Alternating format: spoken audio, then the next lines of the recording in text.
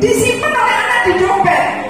Saya memberikan peraturan, kalau hilang ibu tak akan ganti. Tapi kalau tercuci, hasilnya bawa ke sekolah akan ibu ganti. Kupon ini setiap tanggal 30 atau akhir bulan kumpulkan, akan saya tukar dengan nilai. Maka setiap bulan akan terdeteksi terus anak yang tidak ada perkembangan dan anak yang memang semangat untuk belajar. Terdeteksi. Meskipun demikian, dari semester 1 kemarin ada sampai sekarang anak itu nggak butuh yang namanya kupon. Padahal peroleh kupon tidak berat. Manakala ada permainan, anak bisa menjawab meskipun hanya satu mulut saja. Sudah saya kasih kupon setiap akhir bulan, maka ini dikumpulkan, akan saya tukar dengan nilai. Kenapa saya bikin warna-warni? Karena itu bagian dari mengembangkan otak kanan, mengembangkan kecerdasan otak kanan. Dari warna kuning, biru, hijau, dan merah, yang paling tidak laku warna kuning dan warna hijau. Tidak tahu saya, orang-orangnya muda ini kenapa warna merah dan biru kok menarik, Pak? Warna biru menarik, kenapa? Saya nggak ngerti.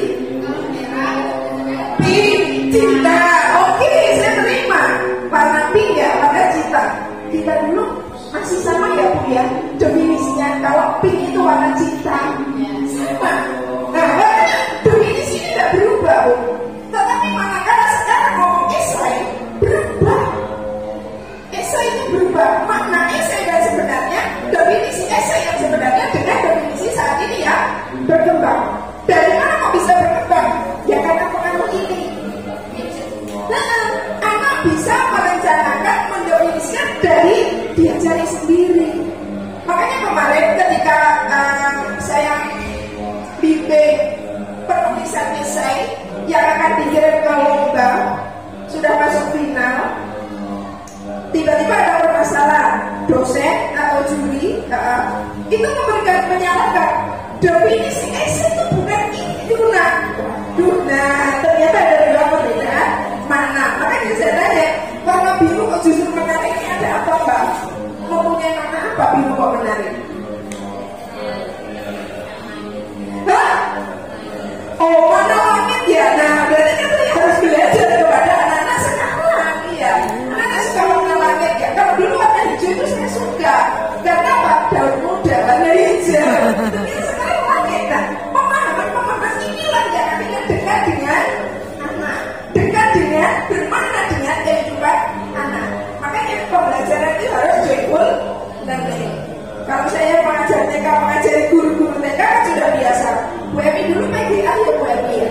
Pernah diajari belajar sambil bermain ya Bu ya? Iya, sekarang di learning itu hadir kembali. Sama dengan pembelajaran manakala kita dengan saya belajar ke saat ada di PGA dulu. Okay. Jadi nggak baru.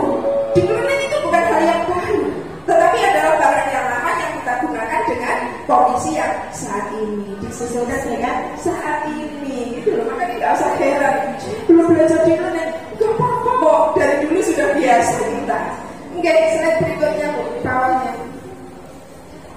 Nah agak ini adalah contoh kritik sastra. Nah, pembelajaran bahasa Indonesia mulai dari kelas 10 sampai kelas 12, saya merasakan yang paling sulit adalah mengajar kritik sastra. Mengajar sastra ini bisa, membuat cerpen bisa, membuat novel bisa, membuat puisi bisa. Tetapi kalau sudah masuk ke kritik sastra, nggak ngerti ya itu kritik itu apa sih Bu? Barulah saya contohkan teorinya yang di atasnya tadi ada mimetik, ada objektif, ada ekspresif, ada pragmatik. Baru inilah contohnya. Nanti Bu bawahnya. Ya itu contoh. Nah ini adalah bahan pokok analisisnya. Jadi per paragraf apa yang muncul, mungkin objektif, mungkin mimetik, mungkin objektif, unsur intrinsik dan seterusnya. Kita masuk ke menulis kritik sastra. sastra. Nah, medianya apa Ibu? Media yang saya gunakan kritik sastra ya buku saya, tulisan saya. Sekaligus hal macam ini memberikan inspirasi kepada anak, membuat anak semakin tertarik untuk mengikuti pembelajaran. Karena apa? Di internet kan ada. Nah, di sini adalah kumpulan cerpen. Pasti anak milih satu, yaitu karya dulu nih. Karya saya, nggak milih orang lain. Ada juga yang tiba-tiba nggak mau yang mengambil dari orang lain. Ya harus balik untuk mengambil karya dulu nih. Jadi nanti akan dibuatkan kritik sastra. Nah, oke, ini Bu pertanyaan akhir, pertanyaan refleksi. Harus saya munculkan di dalam pertanyaan refleksi apa yang menarik dari pembelajaran hari ini. Itu yang harus kita munculkan di dalam refleksi akhir pembelajaran. Apa sih yang menarik di pembelajaran hari ini? Tadi saya melihat Bu Leni begitu semangatnya dengan siswa-siswanya, matonya bahasa Indonesia, kemudian materinya Bu Linda di video itu. Bagaimana memunculkan anak-anak supaya bersemangat, itu adalah tantangannya.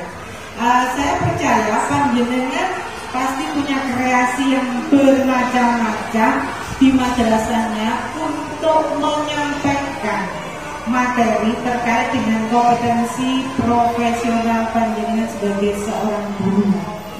Di undang-undang guru dosen itu kompetensi seorang guru diantaranya adalah kompetensi profesional.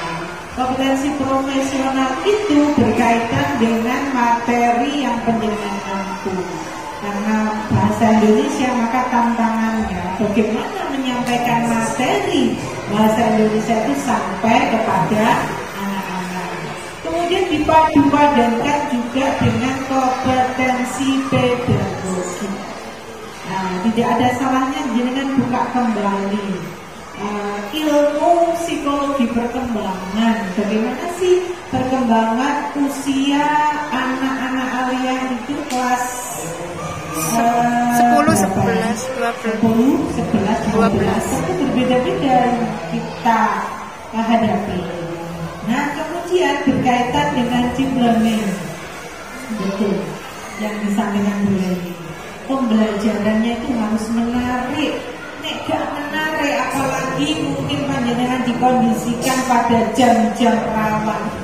Nah, kayak miliki rawan kantor, rawan sembarangan, awan-awan, kudu melayu anak. Ini tantangan. Maka pembelajaran yang sifatnya deep learning, atau kalau di bahasa Indonesia mudahnya adalah pembelajaran yang mendalam. Bagaimana siswa itu hadir di ruang kelas ini, hadir secara fisik maupun secara kejiwaan. Bukan fisiknya hadir di sini, tapi kejiwaannya kemana-mana, pikirannya kemana-mana. Iya. Maka Bu ini bisa terminologinya pembelajaran mendalam itu seperti apa. Ini saya ambil ini dari Puskujar, Pusat Kurikulum Pembelajaran yang PPT 9 kalau salah Bu, coba. Nah, biar tidak ngantuk juga, saya ingin volunteer ya, panjenengan kelas ya, panjenengan bacakan. Ada Bu ini 9. Nih, itu dimatikan aja. Bahasa Indonesia.